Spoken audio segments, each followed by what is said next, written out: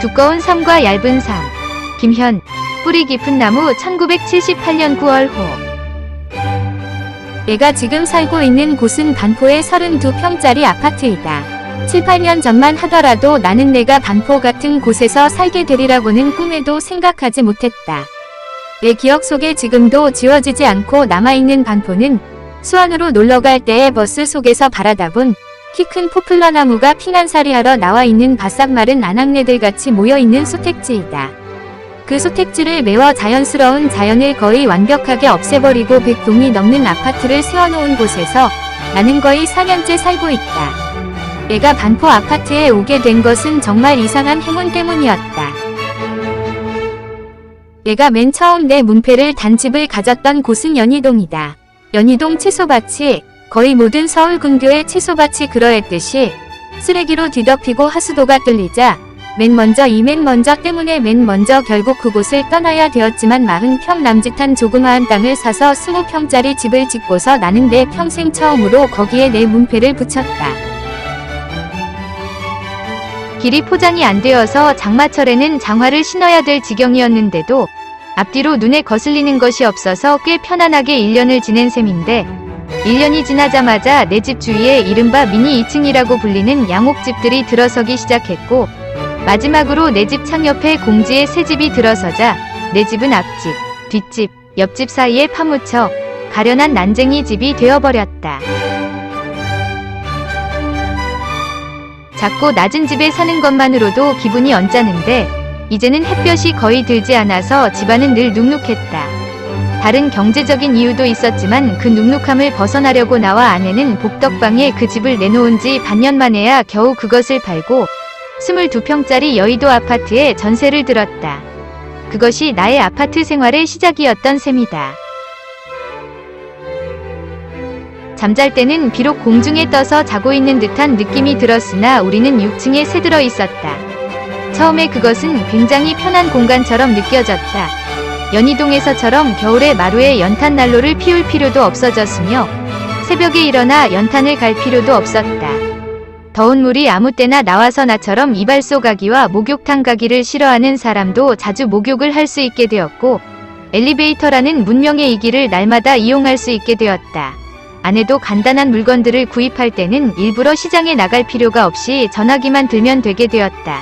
문화적인 생활이 시작된 것이다. 그런데 나는 한 달이 지나지 않아 그 문화적인 생활의 점차로 실증을 내게 되었다. 여의도 아파트에 가본 사람이면 다 알겠지만 그곳은 이른바 복도식 아파트이다. 중앙에 엘리베이터가 있고 층마다 같은 복도를 사용하게 되어 있다. 내가 세든 아파트는 엘리베이터에서 내리면 왼편 끝에 있었다. 내 아파트에 들어가기 위해서는 서너 개의 현관을 지나치지 않으면 안 되었다. 겨울에는 그런대로 괜찮지만 여름에는 더우니까 자연히 현관문과 부엌 창문을 열어놓게 마련이어서 보기에 좀 거북한 것들도 보지 않을 수가 없었다. 특히 현관문을 열어놓으면 대개 응접실에 비치해둔 텔레비전 소리가 밖으로까지 들려나왔다. 그때는 텔레비전 방송국들이 지금보다는 훨씬 친절해서 아침에 그 전날의 인기 프로그램을 재방송해주고 있었는데 그래서 나는 내 집 응접실에 있었던 텔레비전이 소리를 내지 않을 때에도 아침부터 그것을 듣지 않을 수 없게 되었다. 남의 텔레비전 소리를 듣게 되면서부터 나는 신문을 보지 않아도 그때의 인기 가수가 누구이고 인기 연속극이 무엇인지를 금세 알게 되었다. 같은 층에 있는 여러 세대 중에 반이 넘는 세대가 언제나 텔레비전을 켜고 있었는데 그 프로그램이 거의 언제나 같았기 때문이었다.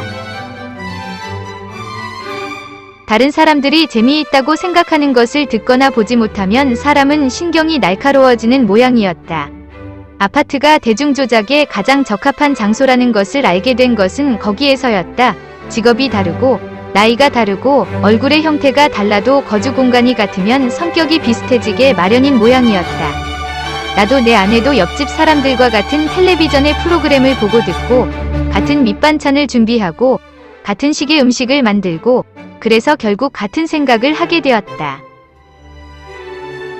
그곳에서의 전세 계약 기간이 끝나갈 무렵 나는 이제 아파트에는 신물이 났으니 다시 단독 가옥으로 가보자고 내 아내를 죄기 시작했으나 아내는 땅집 이게 내 아내만의 독특한 표현은 아니라고 생각한다. 애갈 의사가 별로 없는 모양이었다. 연탄에는 이제 질렸다는 것은 연탄가스에 질렸다는 뜻만이 아니라 연탄갈기에 질렸으며 찬물 데우기에 질렸으며 손수 자질구레한 물건을 사러 밖으로 나가는 것에 질렸다는 뜻이었다.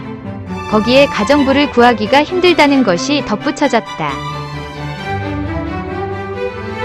그때쯤 해서 나는 내 의사와 관계없이 내 꼬리를 붙잡혔다.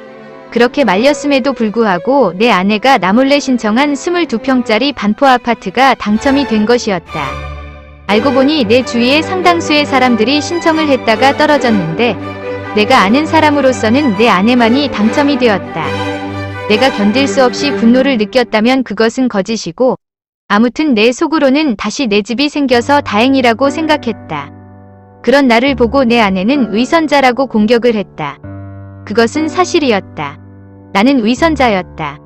나도 슬슬 아파트에 동화되어 가고 있었던 것이다.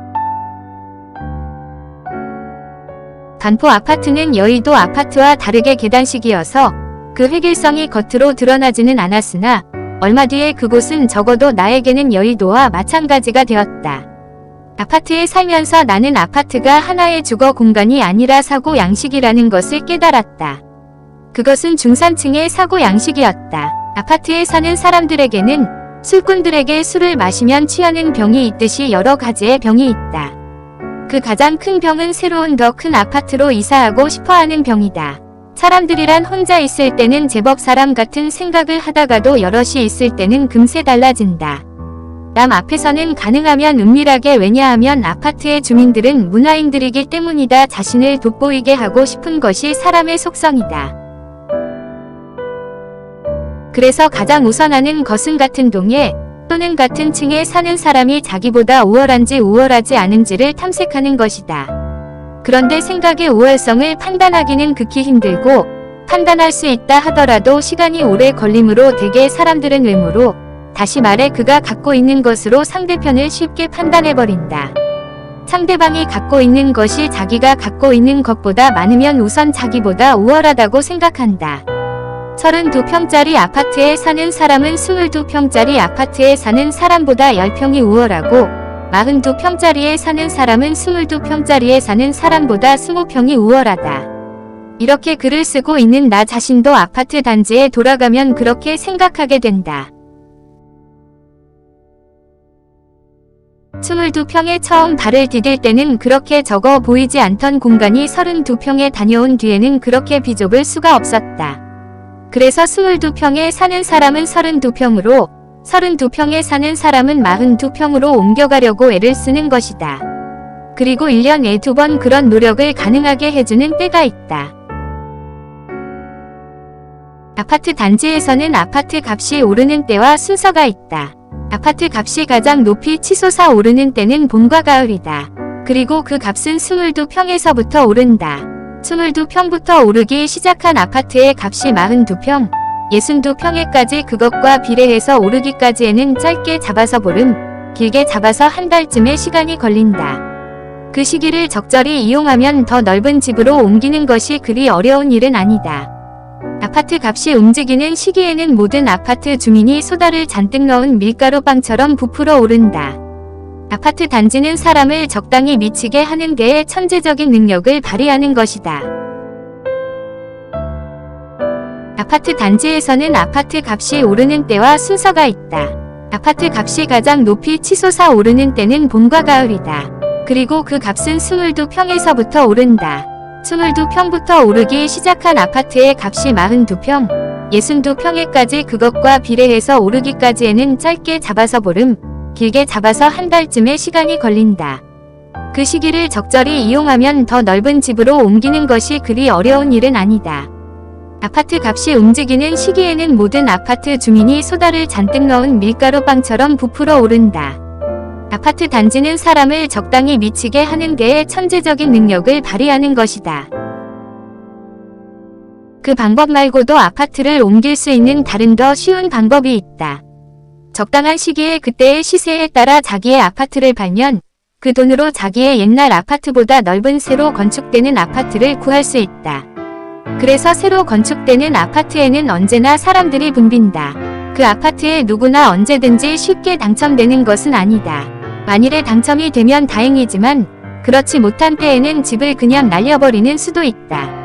그러나 사람들의 눈에는 실패한 사람은 보이지 않는 법이므로, 그리고 성공한 사람이 자기보다 뛰어난 사람처럼 보이는 경우는 더구나 드물기 때문에 새 아파트 청약은 그야말로 자기의 운을 시험할 수 있는 가장 좋은 시험대이다. 더 새롭고 더 넓은 아파트로 가려는 아파트 주민들의 병은 아주 고치기 힘든 병이다. 나도 내 아내도 그 병에서 벗어나지 못했다.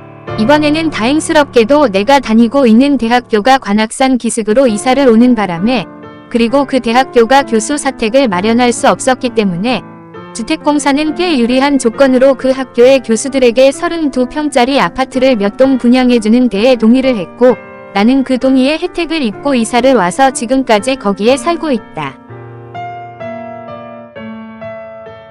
아파트 병의 뿌리는 내 빈약한 머리로 진단하기에는 남보다 더 잘 살고 싶은 데에 있고, 그것의 뿌리는 여러 의미의 경쟁심에 있고, 그 경쟁심의 결과는 자기가 가진 것으로 판가름 난다. 아파트 병이 가르쳐 주는 가장 확실한 교훈은 나보다 100만 원을 더 갖고 있는 사람은 그 100만 원만큼 나보다 뛰어나다는 것이다. 아파트는 이제 주거 공간이 아니라 자기의 뛰어남을 확인하는 전시 공간이 된다. 같은 평수의 아파트에 사는 사람들끼리는 자동차가 있고 없음이, 자동차를 갖고 있지 않은 사람들끼리는 캐비닛형의 냉장고가 있고 없음이 사람 판단의 잣대가 된다. 그래서 너도 나도 길을 쓰고 남들이 사들인 것을 가장 짧은 시간 안에 사려고 애를 쓰는 것이다. 그가 가진 것으로 사람을 판단하고 자기가 가진 것으로 자기가 판단되는 사회. 한 소설가가 전해주는 것을 그대로 믿자면 나 자신은 겪은 적이 없으나 활자화된 소설에 나오는 것이니 아마 사실이리라. 요즘은 현실이 소설보다 훨씬 허구적이니까 말이다. 42평에 사는 사람에게는 고기 반 근을 시켜도 배달을 해주는데 22평에 사는 사람에게는 고기 한 근을 시켜도 배달을 안 해준다. 20평이라는 아파트의 크기의 차이가 그렇게 작은 일에까지 섬세하게 작용을 하고 있는 것이다. 사람을 있는 그대로의 모습으로 판단하지 않고 그가 가진 것을 통해 판단하려는 경향이 아파트만의 특유한 현상은 아니겠으나 아파트에서 그것은 그 어느 곳에서보다도 더 천리하게 나타난다. 왜 그럴까? 그것에 대해 오래 생각하다가 나는 그것이 아파트에서는 그 아파트의 주인이 가진 것이 한눈에 들어오기 때문이 아닐까 하고 생각하게 되었다. 두꺼운 삶 얇은 삶 김현 해제. 이 작품은 아파트와 땅집에서의 삶을 대조하면서 인생에 대한 통찰을 담아내고 있는 수필이다. 글쓴이는 아파트와 땅집이 단순한 주거 공간이 아니라 인간의 사고 양식을 대변한다는 관점에서 두 대상의 차이점을 기술하고 있다. 글쓴이는 아파트에서의 삶은 얇은 삶, 즉 인위적이고 표면적인 것만을 중시하는 삶으로, 땅집에서의 삶은 두꺼운 삶, 즉 자연적이고 정신적인 가치가 존중되는 삶으로 본다. 그리고 이를 통해 깊이 없는 삶을 살아가는 현대인들에 대한 비판적인 시각을 드러내고 있다. 또한 얇은 삶을 비판하는 자신도 그러한 삶에 깊이 물들어 있음을 인식하면서 자기 반성적 태도도 보이고 있다.